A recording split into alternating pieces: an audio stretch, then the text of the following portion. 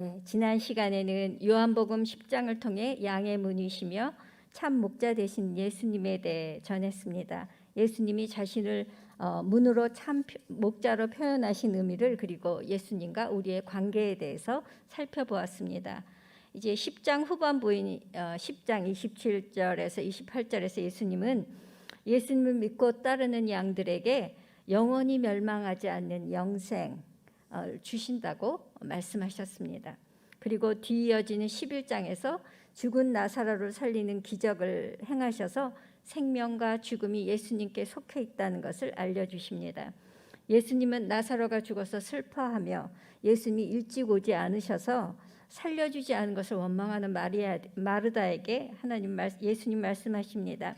나는 부활이요 생명이니 나를 믿는 사람은 죽어도 살겠고 살아서 나를 믿는 사람은 영원히 죽지 않을 것이다. 내가 나를 믿느냐라고 말씀하셨습니다. 그리고 무덤에 갇힌 나사로에게는 나사로야 나오너라 라고 명하십니다. 죽음을 향하여 명령하셨습니다. 살아나라고. 그 이후에 많은 유대 사람들이 예수님을 따르게 되었고, 더 반대로 대제사장들과 바리새파 사람들은 공회를 열어 본격적으로 예수님을 죽일 음모를 시작합니다. 그리고 12장에서는 한 여인이 예수님께 나와 그 발 앞에 향유를 붓고 붓는 그런 사건이 등장합니다. 그 행위를 예수님은 자신의 장례를 준비하는 것이라고 말씀하십니다. 그 일 후에 12장에서 13장에 이르면 예수님은 이제 자신의 죽음을 말씀하십니다. 그리고 이제 제자들을 떠날 때가 되었다는 것을 말씀하시며 제자들이 자신의 떠나감을 받아들이고 또 받아들이도록 준비시키십니다. 13장 33절을 보게 되면 예수님께서 제자들에게 말씀하십니다. 나는 잠시 동안은 내가 너희와 함께 있지만 그러나 너희가 나를 찾을 것이다. 내가 전에 말한 유대 사람들에게 말한 대로 너희에게로 말하는데 너희에게도 말할 때 가는 곳에 너희는 올 수 없다. 그러니까 이 말씀을 보면서 주님은 떠나실 것을 말씀하고 계시고 그곳에 너희는 올 수 없다고 말씀하세요. 이 말씀을 듣고 베드로가 36절에 보면 주여 어디로 가십니까? 내가 가는 곳으로, 예수님이 말씀하십니다. 내가 가는 곳으로 내가 지금은 올 수 없지만 나중에는 오게 될 것이다. 네, 이해할 수 없는 말씀을 하시죠. 이런 배경으로 오늘 본문인 14장이 시작됩니다. 예수님께서는 자신이 제자들을 떠날 때가 되었다는 걸 알려주시며 그들에게 자신과 하나님의 관계를 말씀해 주십니다. 그래서 예수님이 떠나셔도 변함없이 성령님을 통해 예수님과 연합되어 함께 하나님을 향하여 계속해서 전진해 나갈 수 있다는 것을 말씀해 주시고, 예수님이 부재하시는 그런 상황을 만날지라도 그 사실을 이해할 수 없고 받아들일 수 없어서 두려워하는 제자들을 안심시키시려고 합니다. 그래서 예수님은 믿음으로 예수님의 부재의 삶을 살도록 인도하십니다. 예수님은 제자들에게 그래서 근심하지 말아야 될 이유에 대해서 말씀하십니다. 우리 14장 1절에서 6절 말씀을 다시 함께 보겠습니다. 네, 우리 함께 읽을까요? 너희는 마음에 근심하지 말라. 하나님을 믿고 또 나를 믿어라. 내 아버지의 집에는 있을 곳이 많다. 그렇지 않았다면 너희에게 미리 말해 두었을 것이다. 나는 너희가 있을 곳을 마련하러 간다. 내가 가서 너희가 있을 곳을 마련하면 다시 와서 너희를 내게로 데려갈 것이다. 그러면 너희도 내가 있는 곳에 함께 있게 될 것이다. 너희는 내가 어디로 가는지 그 길을 알고 있다. 도마가 예수께 물었습니다. 주여, 저희는 주께서 어디로 가시는지 알지 못하는데 그 길을 어떻게 알겠습니까? 예수께서 도마에게 말씀하셨습니다. 나는 길이요 진리요 생명이니 나를 통하지 않고서는 아버지께로 올 사람이 없다. 이 말씀에서 보면 예수님이 그들 곁을 떠나가도 근심하지 말아야 될 이유는 3절에서 말씀하셨듯이 너희가 있을 곳을 마련하면 다시 와서 너희를 데려갈 것이다. 즉 영원한 이별이 아니라 잠깐의 이별이고 나중에 예수님이 예비하신 장소에서 다시 만날 것이기 때문에 근심하지 말라는 것입니다. 그래서 예수님 부재의 시간 동안 하나님과 예수님을 믿음으로 살고 또 기다리라고 말씀하시는 겁니다. 여기서 사용한 믿는다라는 동사는 어떤 사람을 굳건하게 의지한다는 그런 뜻으로 믿음의 대상으로서 하나님과 예수님을 굳건하게 믿고 의지하라는 뜻입니다. 요한은 예수님이 성육신하신 말씀으로 세상에 오셔서 하나님의 뜻을 완수하고 다시 하나님께로 돌아간 하나님의 독생자이기 때문에 믿어야 되고 또 예수님을 통해 하나님을 믿으라고 권면하는 것입니다. 제자 공동체가 이 믿음으로 근심하지 말고 계속해서 예수님의 가르침을 따라 살아갈 것을 권면하고자 하는 것입니다. 이 말씀은 동일하게 우리에게도 적용해야 되는 말씀입니다. 우리는 살아가다 보면 코로나 재난 같은 일도 만날 수 있고 삶의 여러 가지 어려운 일도 또 만나게 됩니다. 그때마다 여지껏 손잡고 가셨던 예수님을 손을 놓으신 것 같은 그런 마음이 들 때들이 있죠. 어떻게 해야 될지 모를 때. 그럼에도 불구하고 예수님은 너희와 항상 함께 하신다는 약속인 거예요. 그래서 우리도 예수님을 굳게 믿고 의지하는 그런 삶을 놓치지 않아야 된다는 것을 우리도 삶에 적용할 수 있습니다. 이 말씀을 통해. 그리고 예수님은 제자들이 근심하지 않아도 되는 이유를 계속해서 설명하십니다. 내 아버지 집에 거할 것이 많도다. 그렇지 않았다면 너희에게 미리 말해뒀을 것이다. 나는 너희 있을 곳을 마련하기 위해 간다라고 말씀하세요. 예수님은 제자들 떠나시면서 하시는 말씀, 그 말씀을 통해 예수님께서 사명을 다 이루시고 제자들 곁을 떠나시며 당부하시는 이 말씀을 통해 요한이 강조하고 또 권면하고자 하는 것은 세상에 남아있는 제자 공동체와 그들의 사명을 위한 것으로 자신들이 누구에게 속한 존재인지를 분명하게 알고 그 정체성으로 살고 제자의 삶과 사명을 감당하라고 하며 살라고 하는 것입니다. 우리 또한 예수님께 속한 자인 것을 알고 그 정체성으로 삶의 모든 순간들을 믿음으로 살아야 합니다. 2절에서 예수님께서 말씀하신 내 아버지 집은 예수님이 공생의 초반에 성전을 가르치시는 것으로 사용되었는데 유대인들이 예루살렘 성전에서 드리는 예배를 말할 때 또 그 성전을 아버지 집이라고 말했습니다. 예수님은 여기서는 자신의 몸으로 이루어지는 새로운 성전곳, 사람의 손으로 짓지 아니한 그 성전을 말씀하시는 겁니다. 너희가 있을 곳으로 번역된 그 거처는 하늘이 아니라 세상에서 예수님의 계명을 지키고 살아가는 그 제자들 공동체를 말합니다. 14장 23절에서 말씀하시기를 예수께서 대답하셨습니다. 누구든지 나를 사랑하는 사람은 내 말을 지킬 것이다. 그러면 내 아버지께서 그 사람을 사랑하실 것이요 아버지와 내가 그 사람에게 가서 그와 함께 살 것이라고 약속하십니다. 예수님의 말씀을 믿고 기억하며 사는 제자들은 예수님을 사랑하는 것이라고 말씀하셨습니다. 그리고 그 예수님의 말씀을 믿고 따르는 그 사랑 때문에 하나님과 예수님도 그들을 사랑하셔서 그들과 함께 하실 것이라고 약속을 주시는 겁니다. 네, 우리가 붙들 것은 이겁니다. 내가 정말 주님을 믿고 따르며 사랑하고 있는가, 그 확신을 가져야 되고 그 확신을 갖고 있다면 예수님이 나와 함께 가실 것이라는 것을 우리 또한 확신할 수 있습니다. 지금 제자들의 관심은 그들이 죽은 후에 들어가는 거처에 관한 것이 아닙니다.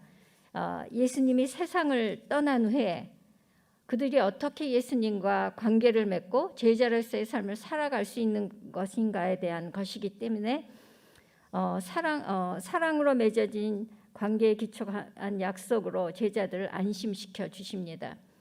그래서 예수님은 제자들과 영원히 함께 있을 장소와 거처를 마련하기 위하여 가는 것이고 그것이 마련되면 예수님은 그들에게 다시 돌아오실 것이라는 것을 말씀하십니다. 그때가 되면 예수님이 계신 곳은 하늘의 거처인 동시에 또 보혜사 성령님이 오셔서 거하시는 제자들의 공동체가 될 것이라고 말씀하시는 겁니다. 이 말씀을 듣고 도마가 궁금하면 참지 못하는 도마죠. 제자들을 대표해서 예수님께 질문을 했어요. 5절에 보면 주여 저희는 어디로 주께서 가시는지 알지 못하는데 그 길을 저희가 어떻게 알겠습니까? 예, 그 질문에 예수님은 그 유명한 나는 길이요 진리요 생명이니 나를 통하지 않고서는 아버지께로 올 사람이 없다라고 대답하십니다. 14장 4절부터 내가 곧 길이라는 표현을 예수님은 반복적으로 사용하고 계시는데 그것이 14장 6절에 나를 통하지 않고서는 이라는 표현을 통하여 예수님은 자신이 길이라는 의미를 집중하여 가르치십니다. 진리인 말씀을 따라가는 그 삶은 생명에 이르는 길이기 때문에 예수님이 자신을 길이라고 말씀하시고 그 길은 진리의 생명에 이르는 과정이고 그 진리는 그 길의 방법이고 방향이고 또 생명은 그 진리에 이른 결과라는 것을 우리에게 가르쳐 주십니다. 진리와 생명이 예수님의 길인 것을, 길인 이유를 설명하시는 것입니다. 예수께서 제자들을 위하여 진리와 생명의 근원이신 하나님께로 가는 유일한 길이기 때문에 그 자신이 인간들을 위한 진리와 생명이 되시는 것입니다. 예수님과 하나님 사이의 일차적인 증거는 예수님이 하시는 말씀에서 그 증거를 우리가 붙들 수 있습니다. 예수님이 하신 말씀들이 진리이고 그 말씀을 들음으로 구원에 이르고 또 하나님에 대해 알게 되고 믿음에 이르게 됩니다. 지난주에 말씀드렸듯이 예수님은 하나님께로 나아가는 유일한 구원의 길이며 양의 문이십니다. 그 길을 걷고 따르도록 인도하시는 참 목자이십니다. 그 예수님 안에서 우리는 하나님께 나아가고 하나님의 은혜를 믿고 누리며 살고 있습니다. 7절에서 11절 말씀을 보면 예수님은 우리가 하나님께로 가는 길이고 동시에 하나님께서 우리에게 오시는 길이라는 것을 강조하십니다. 7절에서 11절 말씀을 보겠습니다. 7절에 보면 너희가 나를 알았더라면 내 아버지도 알았을 것이다. 그리고 너희는 내 아버지를 알고 내 아버지를 보았다라고 말씀하시고 그런 말씀을 듣고 빌립이 우리에게 아버지를 보여주시옵소서라고 말합니다. 그랬더니 9절에 내가 그렇게도 오랫동안 너희와 함께 있었는데 아직도 너희는 아버지를 보여달라고 하느냐라고 말씀하세요. 10절에 내가 아버지 안에 있고 아버지가 내 안에 계시다는 것을 아직도 믿지 못하니 라고 말씀하세요. 내가 너에게 하는 말은 내 말이 아니고 하나님이 아버지께서 내 안에 살아계신 하나님께서 하시는 일을 것을 하시고 계시다는 것, 내가 아버지 안에 있고 아버지께서 내 안에 계시다는 것을 믿어라. 그 말을 믿지 못하겠거든 여지까지 너희들과 함께하면서 내가 행했던 그 많은 일들을 보아서라도 나를 믿어라 라고 말씀하세요. 이 말씀에서 예수님은 자신이 하나님과 하나됨을 말씀하시는 것이고 또 자신을 통해 우리가 하나님께로 나아가는 것이고 하나님께서는 예수님을 통해 우리에게 오신다는 것을 계속해서 설명해 주시고 계십니다. 하나님은 예수님을 통해 오셔서 우리에게 구원의 말씀을 하시고 우리의 약함을 고치시고 또 성령을 약속하시고 하나님 나라에서 사는 법을 가르쳐 주셨습니다. 그리고 우리는 예수님 통해 하나님을 알게 되고 또 예수님 안에서 하나님께 기도하고 그분의 말씀을 듣고 따르며 그분을 사랑하고 또 그분의 은혜를 찬양하고 있습니다. 또 예수님은 자신의 말을 믿지 못하는 사람들을 위해 다음 단계의 믿음의 길을 제시합니다. 그것은 예수님이 행하신 일들로 인해서 믿으라는 믿음입니다. 11절에서 아까 말씀하셨죠. 내가 하는 일들을 행하는 그 일들을 보아서라도 믿으라고 말씀하셨습니다. 신앙의 대상으로서 나를 믿어라. 내 말의 참됨을 믿으라고 하시는 것입니다. 예수님은 우리가 무엇을 해야 하는가 알려주시는 동시에 자신이 행하신 일들을 통해 하나님께서 무엇을 하시는지도 우리에게 알려주십니다. 그 일들을 통해 믿고 따르라고 하십니다. 예수님이 제자들 곁을 떠난 후에도 예수님의 말씀과 행하신 일들을 기억하고 흔들림 없이 제자의 삶을 살라고 말씀하시는 겁니다. 여기서 길이란 예수님을 통해 하나님께로 나아가는 길이고 또 하나님께서 우리에게 오시는 길이라는 그런 의미 위에도 길이라는 단어 속에 숨어있는 또 다른 의미는 길은 예수님의 삶의 방식이라는 겁니다. 길이 되시는 예수님 하면 우리에게 삶이 되시는 예수님이라고 다르게 표현할 수 있습니다. 길이라는 의미로 예수님은 자신을 설명하십니다. 의미는 그 안에 많은 의미를 담고 있어서 그 의미를 이해해야만 비로소 그 안에 담긴 뜻을 이해하게 됩니다. 길이란 사전적 의미로 서로 다른 장소를 연결해주는 통로를 말합니다. 또 다른 사전적 의미로 길은 길을 가는 방식을 의미하기도 합니다. 우리가 어떤 경로를 선택해서 간다고 할 때의 길일 뿐만 아니라 도보로 가든지 또는 자전거로 가든지 자동차나 비행기로 가는 그 길을 가는 방식을 의미합니다.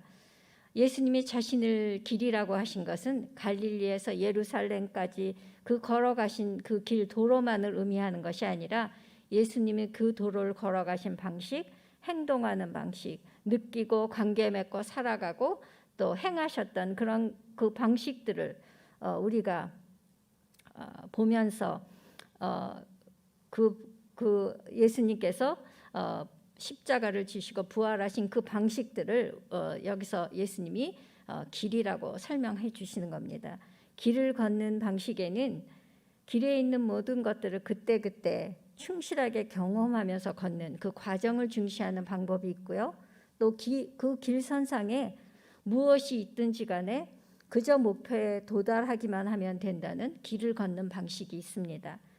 즉 길을 걸어가는 방식이 그 걸어가는 과정이 길인 것을 알며 그 길 안에서 경험하며 배우며 사는 방식이 있고 또 길을 걸어가는 과정은 어떠하든지 도착지에만 잘 도착하면 된다는 과정보다는 목표에만 결과에만 집중하는 그런 방식이 있습니다.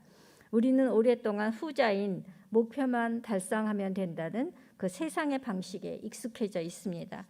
예수님도 그저 우리가 천국으로 가는 그 길을 열어주시는 분으로만 우리가 알고 그분에 대해 더 알고자 하지도 않고 그분과 교제하며 그분으로부터 길을 가는 방식을 배우고 또 살아가는 방법을 배우려고 하지 않는 그 신앙의 방식에 어쩌면 익숙해져 있을지도 모릅니다. 그러나 예수님은 길을 가르쳐 주시고 보여주신 후에 먼저 길을 나서서 그 길을 걸어가시면서 함께 가자고 우리를 초청하십니다. 말로만 가르치신 것이 아니라 나를 따르라 라고 하신 후에 그 길을 행하시고 걸어가셔서 예수님을 따르고 우리가 배우도록 하셨습니다. 예수님은 우리를 죄와 사망의 법에서 해방되어 이제 생명의 성령의 법을 따라 사는 새로운 삶의 방식으로 살 수 있도록 우리를 말씀으로 인도하고 계십니다.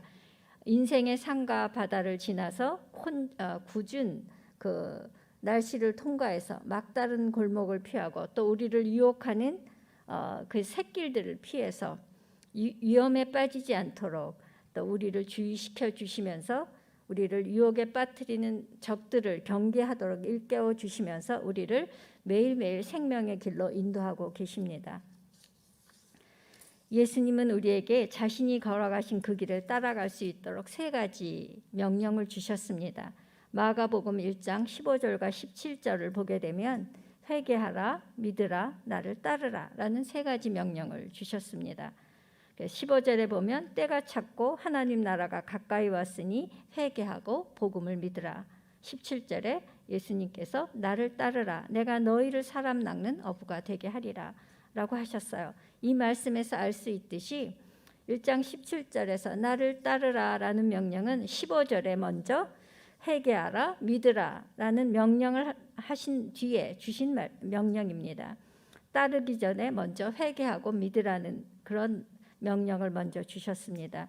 이 세 개의 명령은 1장 15절에서 하나님 나라가 가까이 왔으니 라는 말씀으로 새 시대를 선포하신 후에 주신 첫 명령들입니다. 예수님은 먼저 나라를 말씀하셨습니다. 하나님 나라는 우리가 실제로 생활하는 실제 세계가 바로 우리가 하나님의 구원이 이루어지는 거대한 세상이고 전적으로 하나님이 실제 세상에 직접 오셔서 개입하시고 다스리시는 그런 나라라는 것을 말씀하시는 겁니다. 그 나라의 백성으로 살기 위해서 예수님은 우리에게 세 개의 명령을 주셨는데 이 실제 나라, 이 나라에서 나를 따르라고 예수님은 따라 살라고 초대하시는 겁니다. 그래서 첫째 명령은 회개하라입니다. 회개하라는 것은 한 인생에 내가 걸어갔던 그 인생의 길을 버리고 이제부터는 다른 인생의 길을 시작하기로 결심하라는 그런 명령이십니다. 생각이나 마음을 바꾸어서 삶의 방향과 방법을 바꾸라는 명령입니다. 내가 정말 잘못했군요 하고 이렇게 깨달았다면 그 말에 맞게 생각을 바꾸고 선택을 바꾸고 삶의 방법을 바꾸어야 된다는 그런 뜻입니다. 두 번째 명령인 믿으라는 이처럼 삶을 사는 방법을 바꾸는 일이란 인격적인 예수님과의 관계에 기초한 믿음으로 예수님의 사랑을 믿고 그 사랑에 힘입어 자원하는 마음으로 참여하라는 요구입니다. 사랑하기 때문에 믿게 되고 믿어서 자원하는 마음, 사랑으로 자원하라는 그런 뜻이 숨겨져 있는 뜻입니다. 또 세 번째 명령인 나를 따르라는 예수님이 보여주신 길로 순종하며 가라는 요구입니다. 예수님을 따른다는 말에는 우리를 부르신 바로 그분이 자신의 성품으로 자신의 삶의 의미를 이루며 살아갔던 그런 방식을 보여주시는 그 길로 들어선다는 것을 의미합니다. 즉 예수님의 길로 들어선다는 그런 뜻입니다. 예수님을 알게 되고 믿게 되면 그분을 사랑하게 되어서 자원하는 마음으로 예수님이 살아가신 삶의 방식을 따르게 되므로 그 형성되어가는 관계의 친밀함으로 인도하는 주님의 명령입니다. 길에 대하여 시편 1장에서도 인생을 사는 두 가지 길에 대하여 은유로 설명해 줍니다. 복이 있는 사람의 방식과 악인으로 지칭되는 사람이 사는 방식에 대해서 시편 1장에서 말씀합니다. 하나님 말씀을 듣고 그 뜻을 생각하고 그 말씀을 따라 살고 삶의 열매를 맺는 그런 복 있는 사람의 삶의 그 방식과 또 다른 길은 하나님으로부터 멀어져서 하나님 말씀의 귀를 기울이지 않고 내 생각대로 내 방식대로 세상의 풍조를 따라 사는 마치 바람에 나는 겨와 같이 무의미한 삶을 사는 그런 방식에 대해서 말해줍니다.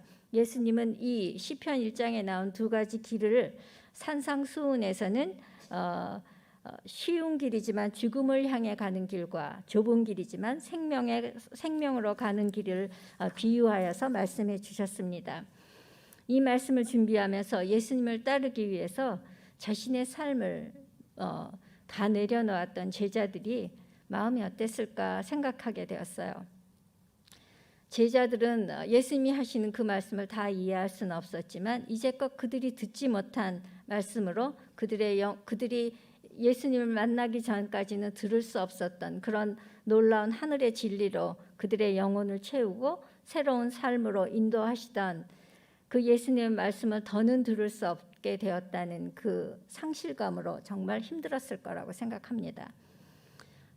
그리고 사꾼 목자처럼 자신들의 종교와 기득권을 지키려고 백성들을 생각하지 않았던 유대 지도자들로부터 받았던 실망에 지쳐 있을 때 그들은 참된 지도자인 예수님을 만났고 그들을 진정으로 사랑하는 그 지도자이고 또 그들이 하늘나라를 알 수 있도록 말씀을 주셨던 그리고 실제로 보여주셨던 그들에게 선생님인 정말 선생님이고 든든한 그런 의지할 수 있는 분이었는데 이제 그분의 존재가 그들 곁에 없게 된다는 믿기 어려운 말씀을 들었을 때 그들이 느꼈을 마음에 대해서 생각하게 되었습니다.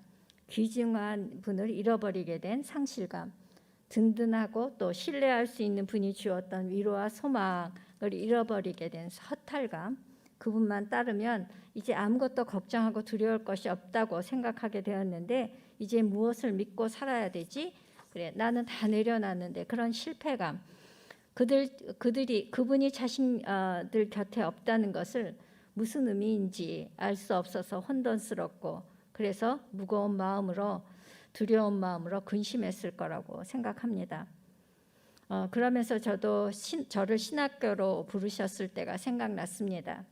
하나님께서 저를 신학교로 부르셨을 때 너무나 분명하게 말씀으로 불러주셨고 또 주의 종들을 통해서 확인시켜 주셨습니다. 그래서 큐티 사역자로 섬기며 감사하며 살던 저는 교역자가 되겠다는 생각도 없었는데, 그래서 어렵게 순종하며 부르심의 길을 따라 나섰는데 하나님께서 부르심의 그 길을 문을 닫고 흩으셨어요. 제자들처럼 그러셨을 때 제자들처럼 저도 하나님의 뜻을 알 수 없어서 당황스럽고 또 인도하시는 길을 알 수 없어서 혼돈스러웠습니다. 그런 저에게 하나님은 그때마다 제게 필요한 영적인 공급을 위해 말씀을 주시거나 또 책을 읽게 하셨습니다. 그래서 길을 찾도록 인도하셨습니다. 많이 답답해서 기도하면 그때마다 꼭 붙들 수 있는 말씀을 주시고 제가 부인할 수 없도록, 그래서 그 자리를 지키도록 그렇게 하시고, 또 때마다 저에게 공부할 것, 읽어야 될 책들을 주셔서 이렇게 제 눈을 띄워주시면서 계속 인도해 나가셨습니다. 그렇게 하셔도 당장 부르심의 길을 어떻게 가야 될지는 알 수 없었지만 그렇게 매일 보여주시고 인도하시는 길을 따라가도록 매일매일 이끌어 주셨습니다. 그 이전까지 저에게 신실하셨던 하나님을 믿음으로, 그리고 저를 변함없이 사랑하시는 그분을 믿음으로 저를 부르셨다는 그 확신을 가지고 매일 주어진 삶을 살고 인도하시는 길을 걷도록 이끌어 주셨습니다. 그래서 그렇게 살다 보니 매일의 길이 이어져 길이 되게 하셨고 또 필요하면 다른 길을 열어주셨습니다. 저를 부르신 하나님의 길로 인도하셨습니다. 하지만 여전히 부르심의 길을 어떻게 가야 될지 알 수 없었습니다. 길이 보이지 않던 그때 제가 우연히 들른 서점에서 제 눈에 들어온 책이 있었습니다. 책명은 오래돼서 정확하게 기억은 나지 않는데, 그리고 그 책을 읽고 나서 제게 길이 보이게 한 책이었습니다. 그래서 또 그 책을 제 옆에 길을 잃어서 힘들어하신 어떤 분에게 제가 다 읽고 선물을 했던 그런 책으로, 제가 지금은 갖고 있지 않아서 정확하게 그 책 제목은 기억하지 못하지만 제 기억으로는 산티아고 가는 길이라는 그런 제목이었던 것 같습니다. 아마 그때 그 길이라는 그 단어가 제 마음을 이끌어 그 책을 집어들게 했던 것 같습니다. 저는 이 책을 통해 인생이란 무엇인지를 배우게 되었습니다. 그래서 제 삶이 많이 정리되었던 것 기억이 납니다. 그 당시에는 산티아고 순례길이라는 것이 국내에는 잘 알려지지 않았습니다. 그 책의 저자는 은퇴를 앞두고 있는 그런 수녀였습니다. 그 수녀가 목사인 그 어릴 적 남자친구와 은퇴를 앞둔 나이가 되어서 순례길을 나서 그 길을 걸으며 겪는 과정을 잘 보여주는 책입니다. 순례길을 함께 걷기로 한 둘의 조합이 참 독특합니다. 남녀라는 성별도 떠나 수녀와 목사라는 종교 색채도 떠나 그 둘은 오랜 친구라는 하나의 그 조합으로 함께 길을 걸어갑니다.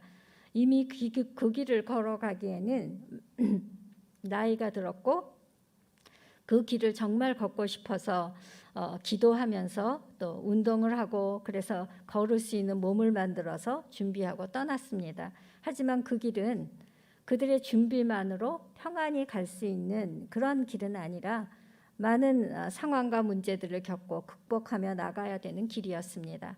그리고 그 길을 걸으며 자연스럽게 자신을 돌아보고 또 찾아가는 길이 되었습니다. 그 과정이 가감없이 정말 잘 표현되었던 책입니다. 예수님이 자신을 길이라 표현하신 그 의미를 알게 되고 이해하게 되었으면 하는 바람으로 저자가 걷고 느끼고 경험했던 그 산티아고 순례길을 여러분들에게 예로 들어 설명하려고 합니다. 산티아고 순례길은 원래 이름은 카미노 데 산티아고입니다. 이 길은 프랑스 각지에서 피레네 산맥을 통해 스페인 북부를 통과하는 길을 가리킵니다. 약 800km의 여정으로 하루 20km씩 꼬박 한 달을 걸어야 완주할 수 있는 길입니다. 이 길은 9세기 스페인 산티아고 콤포스텔라에서 성 야고보의 유해가 발견되었다고 알려지면서부터 유럽 전역에서 많은 순례자들이 오가기 시작했던 길입니다. 산티아고 순례길의 그 배경에는 이슬람 군대의 그 위협에 이베리아 반도의 마지막 보류인 그 지역을 지키고자 했던 정치적 목적으로, 그리고 성 야고보를 수호 성인으로 모시게 되면서 이 시작돼 오늘날의 순례길이 생겼습니다. 그리고 우리나라에 처음으로 길의 이름을 붙이고 문화상품화했던 제주 올레길의 시초가 되었던 길이기도 합니다. 저자가 그 길을 걸을 그때만 해도 산티아고 순례길은 지금과 같이 관광 코스로 변하기 전이라서, 그리고 또 지금과 같이 인터넷 정보가 발달하지 않은 때라서 그야말로 아날로그적으로 처음 시작점에서 주는 안내문, 그리고 지도 정도를 갖고 또 가는 곳곳마다 이렇게 표시되어 있는 길 표시를 따라 길을 찾고 걸어야 되었습니다. 편의시설도 지금처럼 잘 갖춰지지 않아서 매일 숙소가 보장되어 있지도 않고 때로는 길에서 잠을 잘 수도 있는 그런 상황이 벌어지기도 합니다. 그리고 숙소의 시설도 낡고 또 불편하기도 했습니다. 원래 그 길은 순례길이었기 때문에 사람들은 그 상황을 당연하게 받아들였습니다. 때로는 운이 좋은 날은 시설이 좋은 곳에서 잠을 자게 되고 그 행운을 기뻐하고 감사했습니다. 또 순례길을 통해 배우는 것은 순례길을 통해 배우게 되는 우리 교훈을 좀 제가 몇 가지 이렇게 쭉쭉 봤습니다. 첫 번째로 우리가 걸어가야 할 길은 매일에 일용할 것들이 언제나 보장되어 있지 않은 길이고, 또 어떤 상황이 일어날지 알 수 없는 길이라는 것은 배우게 됩니다. 이스라엘 사람들이 요즘 우리가 큐티하고 있죠. 이스라엘 사람들이 홍해를 건너는 감격을 경험한 후에 단지 3일 만에 마라의 쓴물을 만나게 되는 것과 같이 바로 우리 앞에는 어떤 상황을 만나게 돼야 될지 알 수 없는 길을 우리는 매일 걸어가고 있다는 것입니다. 갑자기 길을 걷다 보면 비를 만나기도 하고 비를 피할 곳이 없는 들판이어서 비를 다 맞아 하기도 합니다. 또 어느 날은 감사하게도 길을 걷다가 좋은 마음에 맞는 순례객을 만나 또 도움을 받기도 하고, 또 걷는 길에서 그래서 기쁨을 얻게 되기도 합니다. 또 어느 날은 전날의 피곤이 다 풀리지 않아서 그렇지만 오늘의 일정을 또 걸어야 되기 때문에 출발을 해서 이렇게 힘겹게 걷고 있는데 갑자기 눈앞에 예상하지 않은 너무나 아름다운 풍경을 만나게 되기도 합니다. 그래서 그 모든 피곤함을 잊게 만들기도 합니다. 때로는 도저히 한 걸음도 뛸 수 없을 만큼 발이 아프고 물집도 잡혀서 도저히 걸을 수 없어서 포기하고 싶지만 오늘 도착 지점에 도착하려면 더 걸어야 하기 때문에 함께 걷는 친구에게 짐을 부탁할 수밖에 없고, 또 그 친구도 이미 너무 지쳐 있다는 것을 알기 때문에 그 부탁하게 되는 그 친구가 자기 짐을 짊어지고 가는 것을 너무나 미안한 마음으로 쫓아가야 되는 힘든 마음도 또 경험합니다. 설상가상으로 또 길이 험하고 경사가 가파르고 또 돌이 많은 구간을 걸어야 해서 오늘 가야 될 길을 과연 다 맞춰서 걸을 수 있을까 이렇게 걱정하고 근심하며 걷기도 합니다. 그렇게 힘든 길을 겨우겨우 걸어서 도착했는데 숙소는 이미 미리 도착한 사람들로 만원이 꽉 찼습니다. 그래서 지친 몸을 편히 쉴 곳을 찾을 수가 없고, 또 그렇게 되다 보니까 한 끼 식사를 마련할 것도 없고 또 몸을 씻고 그렇게 할 수 있는 상황이 아닌 그런 최악의 상황을 만나기도 합니다. 또 순례길에는 옆으로 빠지는 그런 많은 길들이 있습니다. 길 표시가 잘 되어 있지 않은 구간에 이르면 어느 길로 가야 될지, 또 그 길이 과연 내가 맞다고 들어선 길이 제 길로 찾아가는 길인지 알 수 없어서, 그리고 그 땅은 내가 태어나서 자란 땅이 아니라 낯선 땅을 갔기 때문에 더 두렵고 염려가 됩니다. 그래서 때로는 그 길이 맞다고 들어서 기대하고 들어갔는데 길을 잃어버리게 되기도 하고 엉뚱한 길로 이어져서 딴 길로 가게 되기도 합니다. 그래서 또 그것이 순례의 길에서 배우는 저희들의 교훈이고, 두 번째로는 순례의 길을 걷는 것은 내일은 내일에 맡겨야 하는 것을 배우는 시간이고, 매일의 순간을 받아들이고 살아내는 것을 배우는 시간이라는 것입니다. 순례의 길은 예측 불허의 길이라 그렇습니다. 매일 매 순간 어떤 일이 일어날지 예측할 수 없고, 예측할 수 없어서 미리 대비할 수 없는 것이 우리가 걸어가야 할 길이라는 것을 배우게 됩니다. 우리가 염려하고 걱정한다고 또 해결하고 대처할 수 없다는 것을 배우게 됩니다. 그저 알 수 없는 내일은 내일에 맡겨야 되는 것이고, 이렇게 인생에 대해 겸손함을 배우게 됩니다. 그것이 우리 인생이고 삶이란 것을 그 책을 통해 저는 배웠습니다.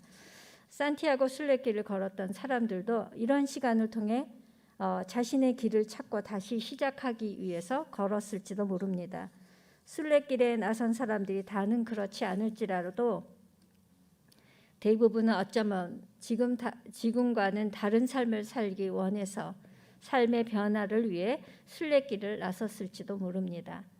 매너리즘에 빠진 일상을 벗어나기 원해서, 또 실패를 받아들이고 다시 살아야 할 이유와 방법을 찾기 위해서, 또는 왠지 어긋난 것만 같은 하나님과의 관계를 회복하기 위해서, 또 자신을 더 잘 알기 원해서, 관계의 어려움을 극복하기 위해서 지금과는 다른 선택을 하고 다른 인생을 살기 원해서 그렇게 각자의 마음의 소원을 가지고 목적을 가지고 걸었고, 순례길이 변화를 위한 그 기회가 되는, 기회를 열어주는 시간이라고 원해서 걷기 시작했을지도 모릅니다.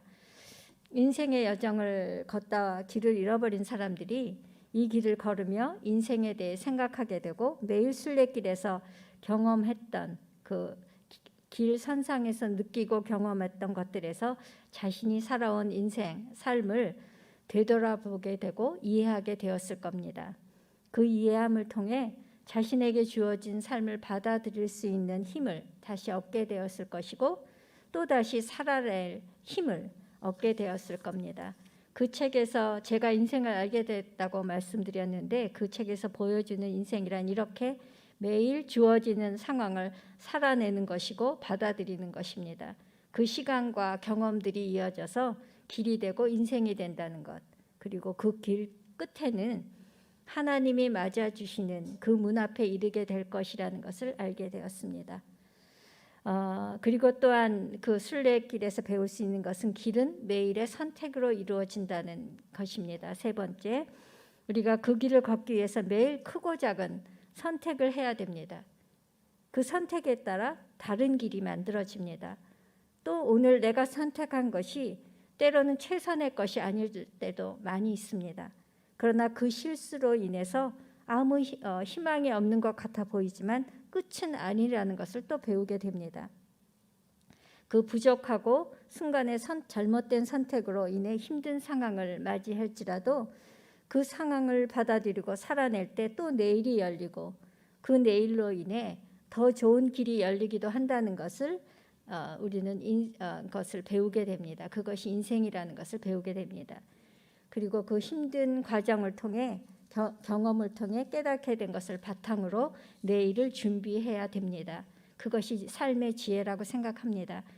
또 어제의 그 경험이 내일을 받아들일 수 있는 힘이 되고 지혜가 되고, 또 어제와는 다른 시선으로 또 마음으로 그 상황을 대처하고 하게 됩니다. 그것이 우리에게 지혜입니다. 그렇게 변해가는 자신을 바라볼 때 기뻐하고 감사하게 되는 것이 인생이라는 것을 배우게 됩니다.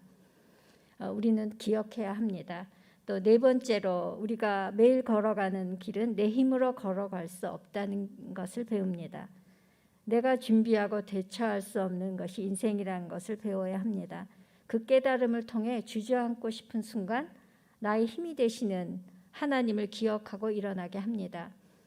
다시 일어나면 그 내일의 삶 속에서 뜻하지 않은 곳에서 하나님의 은혜의 손길을 만나게 됩니다.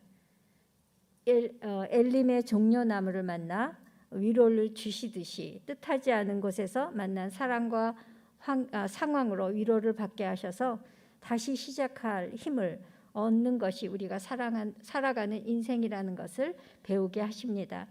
그 은혜를 경험하게 되면 내 힘으로 살려고 힘쓰고 긴장하고 두려워하던 것들을 내려놓게 되고 내일은 내일에 맡기는 지혜를 배웁니다. 그러면서 자신이 살아온 굳어진 삶의 방법들에 대해서 다시 생각하게 되고 돌이키게 됩니다. 일어나지도 않은 일을 앞서 걱정하고 염려하는 잘못된 습관들을 내려놓게 됩니다. 순례객들은 이런 하루하루가 이어지면서 이전과는 다른 시선으로 매일을 만나고 또 일상을 바라보고 느끼며 살게 될 것이라고 소망하며 순례길을 마치고 자신의 삶의 일상의 자리로 돌아갔을 겁니다. 그 소망을 가지고 하나님과 함께 하나님의 시각으로 바라보며 매일의 삶을 계속해서 걸어갈 것입니다. 내일은 내일에 맡기고 오늘 주어진 삶을 살아낼 것이고 작은 일에 감사하고 기뻐하며 만족하는 삶을 살게 될 것입니다. 이것이 순례길을 걷는 사람들이 얻게 되는 열매가 아닐까 생각합니다. 우리는 길을 걸어가는 과정보다는 결과에 초점을 맞추는 방식에 길들여져 있습니다. 우리는 결과가 좋으면 선한 일이라고 생각하는 그 세상의 방법을 높이 평가하고 실천하는 세상 속에서 성장해 왔습니다. 우리가 예수님을 따르기 전까지는 그 방법들이 충분히 저희도 좋다고 생각해서 그 방법대로 살았습니다. 그러나 광야를 만나면 아무것도 없는 광야에서 우리는 분별을 배우게 됩니다. 선함이라는 가면 뒤에 있는 환상을 분별하게 되고 또 행복 추구라고 하는 그런 멋진 말 속에 있는 거짓말을 우리는 분별하게 됩니다. 그래서 거칠애와 실제 삶 사이의 불일치를 분별해내고 그래서 광야는 축복이라고 말할 수 있습니다. 광야의 시간은 삶을 살아가는 방식의 거룩함에 대한 시험의 시간이라고 말할 수 있습니다.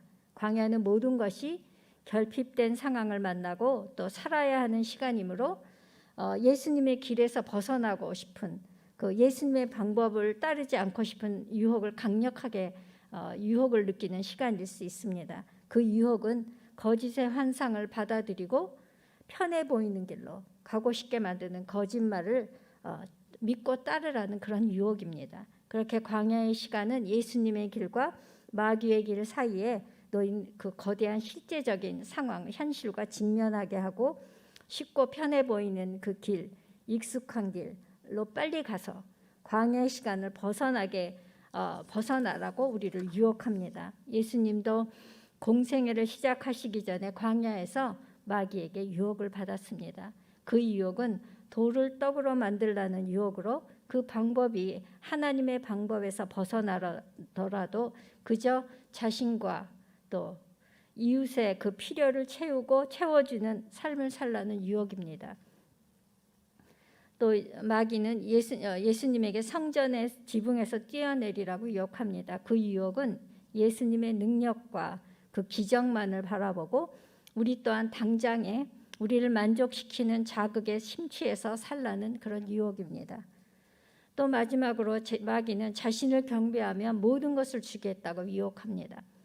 자신의 방법만을 따르라고 유혹합니다. 옳고 그름으로 판단하고 효율성을 강조하고 그래서 관계가 깨지고 사람이 상하더라도 비인격적인 그런 방법을 강요하여 일이 빨리 해결되고 자신의 능력이 드러나는 그 방법으로 우리를 유혹합니다.